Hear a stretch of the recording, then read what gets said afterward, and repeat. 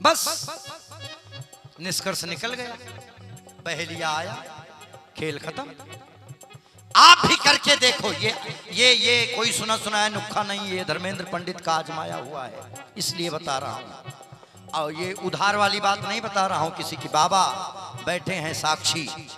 जब आपकी समझ में आना बंद हो जाए कि अब क्या करें, तो भगवान कृष्ण की तरह खुद को अकेला करो, मोबाइल साइलेंट करो, आंख बंद करके सोने का प्रयास करो।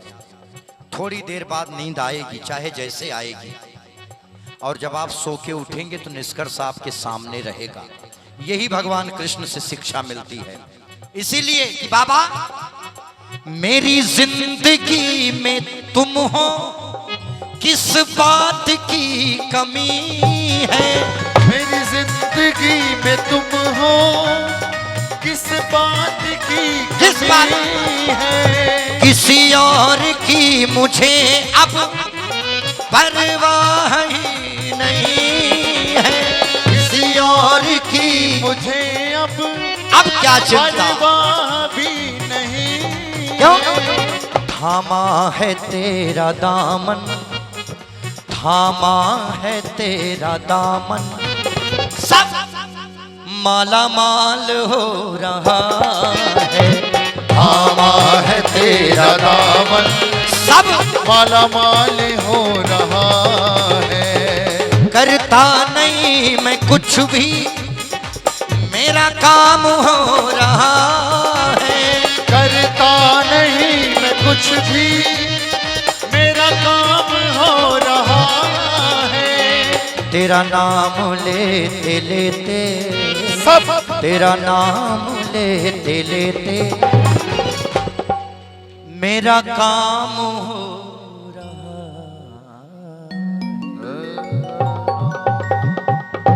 जी माइनर जी।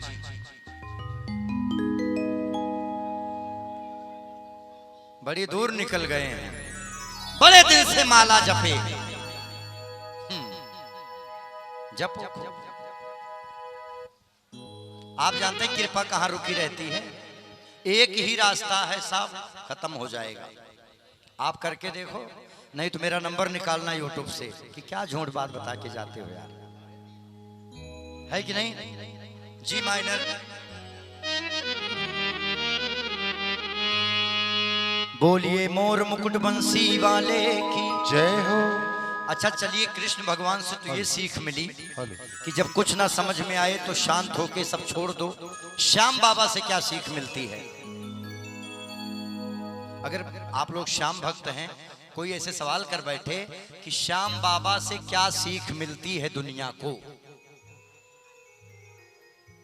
कुछ ऐसे सोच के एक आध लोग बताइए। आइए आइए आइए। आपका मुस्कुराता हुआ चेहरा ही बहुत है, सब बता देता है वो। श्याम बाबा से सीख मिलती है, वो भगवान कृष्ण से भी एक कदम आगे चले गए। भगवान कृष्ण धर्म की रक्षा के लिए अपनी बांसुरी और राधा दोनों को छोड़ के चक्र उठाए, और श्याम बाबा उनसे भी एक कदम आगे लड़ने आए, और सेवा समर्पण का भाव राम से भी एक कदम आगे था। वहां तो रघुकुल रीत सदा चली आई, प्राण जाए पर बचन न जाई। बाबा भी तो मुकर सकते थे, नहीं भगवान मैं सर नहीं दे पाऊंगा, आप कहिए तो मैं लड़ूंगा नहीं, बस ऐसा कह सकते थे कि नहीं? तो ये एक कदम राम जी से भी आगे हैं। तब तो प्राण जाए पर वचन, बाबा ने शीश का दान दिया भगवान को धर्म की रक्षा के लिए। महाभारत में बड़े बड़े महाराज कर्ण, बड़े बड़े प्रोधा, लेकिन श्याम बाबा पूजनीय हो गए और कोई पूजनीय नहीं हुआ है। इसीलिए पूजनीय हुए। जो जिंदगी में देना जानता है, एक ही रास्ता है, आपके घर का सब पितृदोष, नाग तो क्या कहते हैं उसको, क्या लग गया कुंडली में, क्या हो गया है, कौन सा दोष? नाग सर्प दोष, एतवार सोमवार तो सब खराब हो गया है। बस यही बड़े अच्छे हैं अकेले। बुधवार के लिए ये अंगूठी, मंगलवार के लिए ये अंगूठी, शनि, अरे तमाम उम्र हम एक ही भूल करते रहे। गंदगी चेहरे पे जमा थी, साफ आईने की धूल करते रहे। वाह! एक बार खुद से सवाल करो कि क्या तुम सही हो? भगवान कहे हैं, भागवत कहती है, श्रीमद् भागवत, रामचरितमानस, सब हम तो पूजा करते हैं उसकी रख के कपड़े में। पढ़ लो एक बार। भगवान कहे हैं कि जो इंसान जिस घर से उसकी कमाई का 10 अंश निकलता है, उस घर में कभी भी, उस परिवार में कभी भी कोई रोग, जीवन भर कोई मुसीबत, कोई अकाल मृत्यु कभी हो ही नहीं सकती। क्यों? आपके पार्टनर भगवान हैं। उनको पार्टनर तो बनाओ, पहले बनाओ पार्टनर उनको, फिर सारी बात छोड़ दो। जितना कमा रहे हैं आज का गल्ला जितना निकलेगा लिख लो, इतना कमाई हुई, या महीने का लिख लो। अच्छा एक बात और है, अगर 100 कमाओ तो 10 निकल जाएगा आराम से, 1000 कमाओ तो 100 निकल जाएगा, 10,000 कमाओ तो हो सकता है 1,000 भी निकल जाए। लेकिन अगर 1 लाख कमाओ तो 10,000 निकालने में थोड़ा बहुत क्या यार है? और अगर कहीं 1 करोड़ तो 1 लाख निकालने में, तो यही है जो आपके पास है। पितृपक्ष में श्राद्ध होता है ना, अब जिनको लगता है कि उनके पितृ कौवा बने होंगे, वो कौवा ढूंढे। हम भी तो पितृ हैं, आप भी पितृ हैं, बिना मरे यहां पैदा हो गए। और अगर आप संपन्न हैं, सब कुछ है, भगवान कोई ये चिंता नहीं दिया है कि शाम का खाना कहां मिलेगा, तब आप समझिए कि आप अच्छे पितरों में से हैं। वो श्रद्धा, वो एक श्राद्ध होता है, वही श्राद्ध श्रद्धा में बदलता है। आप 10% निकाल के देखिए, आपकी आने वाली पीढ़ियां तक मुस्कुराती पैदा होंगी। देख लीजिए करके, खाली 40 दिन करके देखिए। भगवान को पार्टनर बनाओ तो सही, लेकिन ऐसा बड़ा मुश्किल काम है, बड़ी कठिन है डगर पनघट की, बहुत मुश्किल है। थोड़ा करके एक बार आप देखिए, करता कोई भागवत हो तो भगवान कह दिए, यदा यदा हि धर्मस् ग्लानिर्भवत् भारत अभ्युत्थानम् अधर्मस् तदात्मानं सृजाम्यहं परित्राणाय साधूनां विनाशाय च दुष्कृतां धर्म संस्थापनार्थाय संभवामि। यही एक याद किए हैं बहुत अच्छे से कि जब जब धर्म की हानि होगी तब तब भगवान आएंगे और सबको मारेंगे। यही एक श्लोक की वजह से भारत गुलाम हुआ। खाली यही दिमाग में भूसा भर दिया लोगों के, भगवान आएंगे। और तुमको किस लिए भेजे हैं? बीपी की दवाई खाने?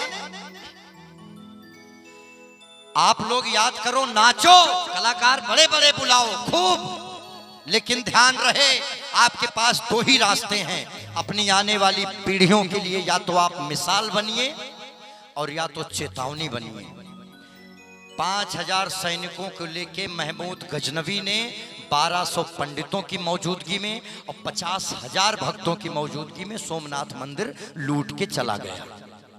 ब्राह्मणों को मारा, मंदिर तोड़ा, और सब लोग भजन कर रहे थे, कैलाश के निवासी नमो, भगवान आएंगे हमें बचाएंगे। ये है कायरता, इसे कहते हैं। कौन से भगवान को तुम श्याम बाबा को मानते हो? हनुमान जी का काम अगर राम नाम जपने से ही चलता तो गदा रखने की क्या जरूरत थी? जपो राम नाम। इसीलिए थोड़ा जागरूक हो जाइए, इसीलिए थोड़ा मीरा पैदा हुई। लेकिन याद रखना, मीरा की पूजा नहीं होती है, पूजा रानी सती दादी की होती है, क्योंकि उन्होंने उठाया हथियार।